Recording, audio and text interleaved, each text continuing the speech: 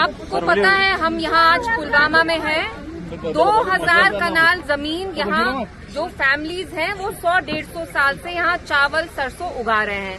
परसों ही इनको रेवेन्यू के लोग आके धमका रहे हैं, जो यहाँ तहसीलदार हैं पुलवामा के।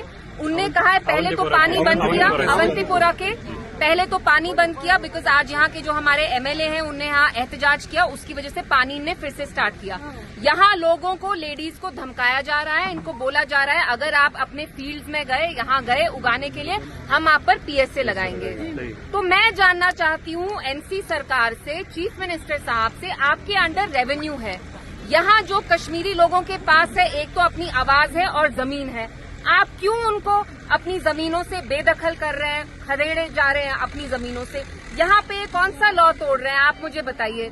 जो एलजी साहब ने यहाँ 8 सालों में नहीं किया वो आज एनसी सरकार कर रही है। कश्मीरी लोग जो हैं यहाँ, इतनी गरीब फैमिलीज हैं, मेरे सामने औरतें हैं, 4 दिन से वही कपड़े पहने हैं, अपने जो जेवर हैं सारे बेच के इनने यहाँ फसल लगाई है। तो अब ये लोग कहाँ जाएंगे?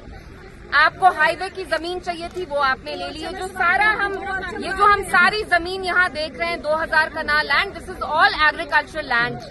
यहाँ आप एग्रीकल्चर का ही काम कर सकते हैं, आप यहाँ कंस्ट्रक्शन नहीं कर सकते।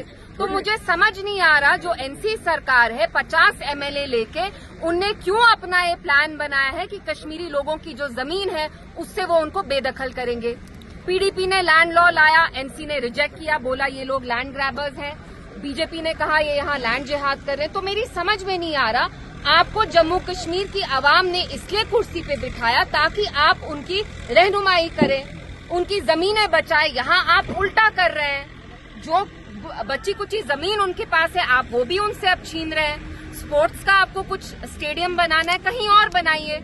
आपके पास कहीं और जमीन नहीं है क्या पूरे जम्मू कश्मीर में कि आपको ये फ्लड एरिया है? और रही बात जो लोग है यहाँ पे, इनके पास ऑलरेडी जो नमल का जमीन है 1100 कनाल, इनको 400 कुछ कनाल की जरूरत है, क्योंकि एग्रीकल्चर पे क्यों वही मुझे समझ में नहीं आ रहा। हमारे एमएलए साहब रफीक अहमद नायक ने भी बोला था, क्योंकि हमारे पास बंजर जमीन हम ये जमीन बचाना चाहते हैं, इसके लिए हमें एहतजाज भी करना पड़े हम करेंगे।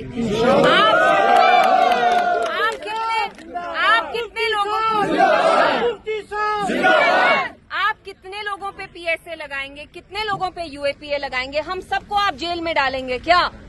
हम क्या मांग रहे हैं आपसे? अपने हक मांग रहे हैं, अपने हकूक मांग रहे हैं। अपनी जमीन है ये हमारी, यहाँ ये 150 साल से यहाँ पे चावल उगा रहे हैं, सरसों उगा रहे हैं। अचानक से आप रेवेन्यू के लोग भेजते हैं, और रेवेन्यू डिपार्टमेंट कर क्या रही है? पहले आप उर्दू हटाते हैं, आप कहते हैं हम एग्जाम में कंपल्सरी नहीं करेंगे, फिर 1.5-2 महीने बाद आप पुलवामा के यहाँ 2000 कनाल आप वापस लेना चाहते हैं लोगों से। ये तो जमीन लोगों की है, पहला हक इन लोगों का है, आप कैसे छीन सकते हैं इनसे?